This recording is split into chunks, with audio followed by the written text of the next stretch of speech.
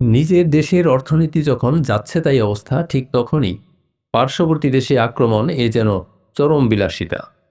ভারতের কসাইখ্যাত প্রধানমন্ত্রী নরেন্দ্র মোদীর নির্দেশে ভারতীয় বাহিনী বীরের মতো পাকিস্তানে হামলা চালাতে গিয়ে পরিণত হয় বিড়ালে।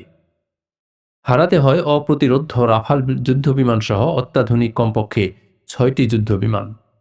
পাকিস্তানের পাল্টা আক্রমণে এই যুদ্ধে ভারতের ক্ষতি হয় প্রায় ১০০ বিলিয়ন মার্কিন ডলার, যা বাংলাদেশি টাকায় প্রায় ১২.৫ লক্ষ কোটি টাকার সমপরিমাণ।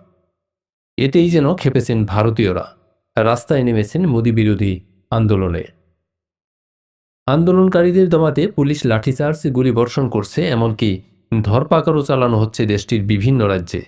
মোদি বিরোধী আন্দোলনে রাস্তায় নেমে আসা এসব সাধারণ মানুষের দাবি, পাকিস্তানের সাথে ইচ্ছে করেই পায়ে পা দিয়ে যুদ্ধ লাগিয়েছিল মোদি সরকার। যেখানে দেশের অর্থনৈতিক অবস্থা টালমাটাল, সেখানে এ যুদ্ধে জড়িয়ে এত বড় ক্ষতি মেনে নেয়া দায়।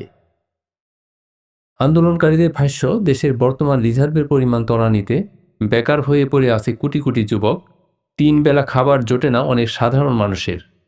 এসব নিয়ে কোনো ভাবনা নেই প্রধানমন্ত্রী মোদীর, অথচ কোনোরকম প্রমাণ ছাড়াই হামলা করে বসল একটি দেশে, যে যার প্রতি হামলায় ভারতের অর্থনীতির অবস্থা এখন আরও বাজে। প্রধানমন্ত্রী নরেন্দ্র মোদীর বিরুদ্ধে যেভাবে আন্দোলন হচ্ছে তা দমাতে রীতিমতো হিমশিম খাচ্ছে দেশটির আইন শৃঙ্খলা বাহিনী। এই আন্দোলন সময়ের সাথে সাথে তীব্র থেকে তীব্রতর হয়ে উঠছে।